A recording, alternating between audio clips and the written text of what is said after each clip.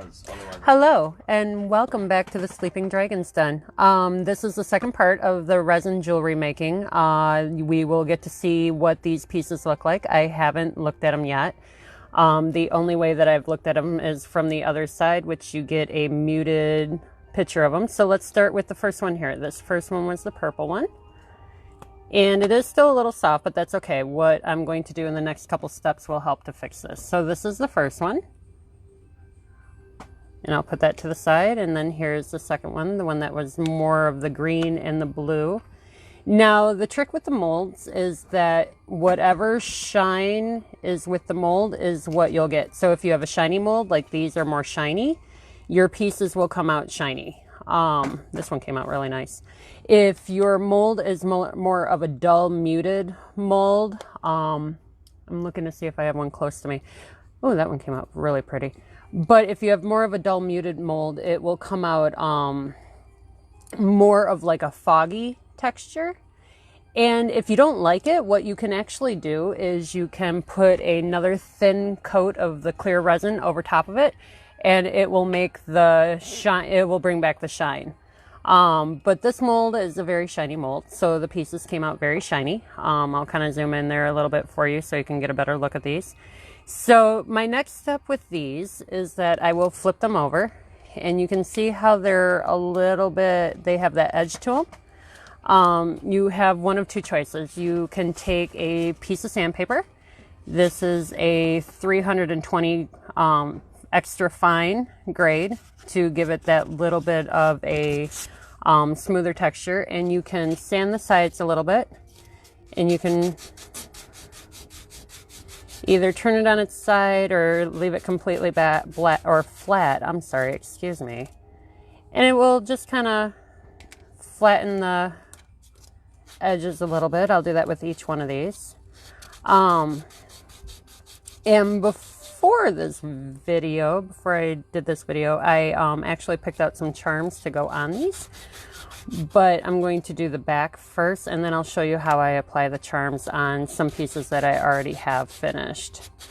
The trick with this is to pour the resin slowly, because if you pour it too quickly, it will seep over the sides, and then you will have a big mess. And if it dries like that, you won't be able to fix it.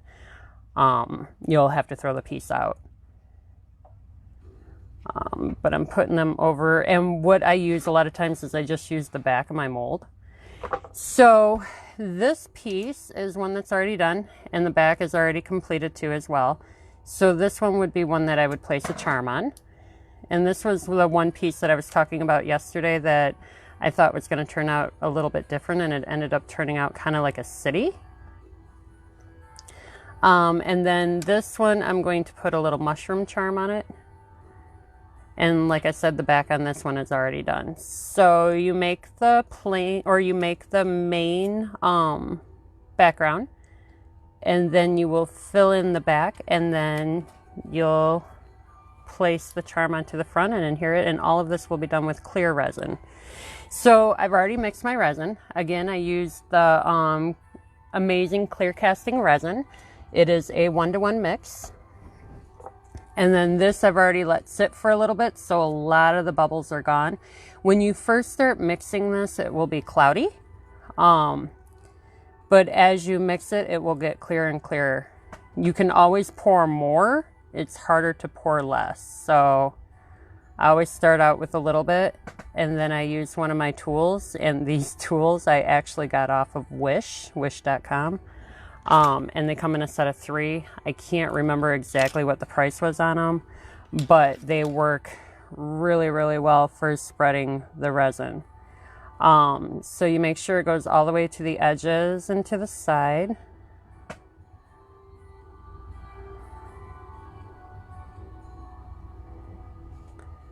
And then we'll do the next piece. And see how that side is a little rough there from where I was sanding it? If you put the resin over top of it, it will give it that shine again. This one will need a little bit more. But if you spread it out and keep it going, it will it'll level out. As long as whatever you have it resting on will level out, or is level, the resin will actually level out on it. Here's the next one. That one's going to need a little bit more. And again, this will set for 24 hours.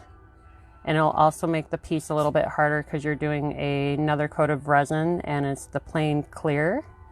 A lot of times you'll notice some flexibility with the dried piece when you add the inks to it, because like I said yesterday, you're changing the consistency of the resin. So it might be a little bit softer, but by putting this clear coat over top of it, it will bubble more, so it'll give you that dome more effect. This is more of a casting and a coating resin, so it ends up being a little bit flatter. Resin, you should probably be wearing gloves. I don't, just because, you know, I don't always follow directions the way I'm supposed to. But sometimes you get the best results that way. All right, that might have been a little too much. With the set of tools, it does come with like this scooper type tool. And so if you feel like you need a little bit more resin, but you're afraid to pour it, you can always use that tool and scoop it out, kind of like ice cream. There's also this flat tool that you can use. This one and the pointy tool kind of work the same for me. Just go all the way around the edges.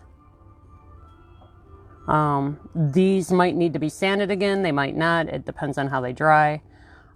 Sometimes they dry great. Sometimes they seep over the edge again. And then you would just have to sand it and then do another clear coat to get rid of any of the rough edges. So any one piece, that's why I try to do a couple at a time. Any one piece can take about 3 to 4 days to make, because each time you're taking 24 hours for it to dry. And I'm trying to work with one hand here because of the way that the camera is. So let's see. These are the backs and they're almost done. This one needs a little bit more. I might not have enough resin, so I will start with this piece. And then this, I just pour it right over the charm. Some of the charms and some of the pieces that you've seen, I've kind of left them a little bit more not encased in the resin. And that was just because of the texture of the charm. I liked it so much that I wanted to keep that texture. A couple of the other pieces the resin has more of a ripple effect, and I didn't want to lose that ripple effect by completely coating the top of the piece, because it would fill in those ripples. And then got one more. And then with this, like anything else, this one's going to be the tricky one because it's going to go over the sides if I'm not careful. Which it kind of did. Which I can fix that as long as it doesn't dry. So this one I'm getting around all the edges. So here is where you'll see that I start scooping it and then adding a little bit more to the side, because I'm trying to get it right up to the edge but not to go over, which I did on this piece, which, you know what, that's fine, because now I can show you how to fix it. So I will take it, and actually just run a piece of paper towel around it. And then I'm gonna grab another back of one of these and put it right on there. So let's see here. I think I have most of them domed pretty well. This one might need a little bit more, because I'm seeing a little bit over here. In the background, you see the current dragon I'm actually working on. That dragon is going to be a painting dragon. He's going to have little paint cans that I'm going to have filled with colored resin, actually. And it's going to look like, have him look like he's had paint splattered all over him. So he'll probably be done by next weekend, hopefully, if everything goes well. Try not to have your pieces touch, because if the resin does go over, now you got two pieces in one, and that's a little hard to separate. All right, so those are done. And the final step to that, which is the fun part, is the lighter. Go ahead and just sweep it across the top. Oops. And get all those little extra air bubbles out. This one you want to be extra diligent on because this is the front of the piece. The backs I'm not as type A about. But the fronts I definitely want to make sure that there's no bubbles and everything is looking great. All right. Caused a little smoke there. Might have left it on a little too long. Actually, I think I have resin on the tip of the lighter, which is why it's smoking. But if you guys have any questions, please go ahead and leave it in the comment section. Please also remember to like this video. And if you have any ideas about what you would like me to do for my next video, just let me know. Send me a message or leave a comment of what you would like to see next. Thank you.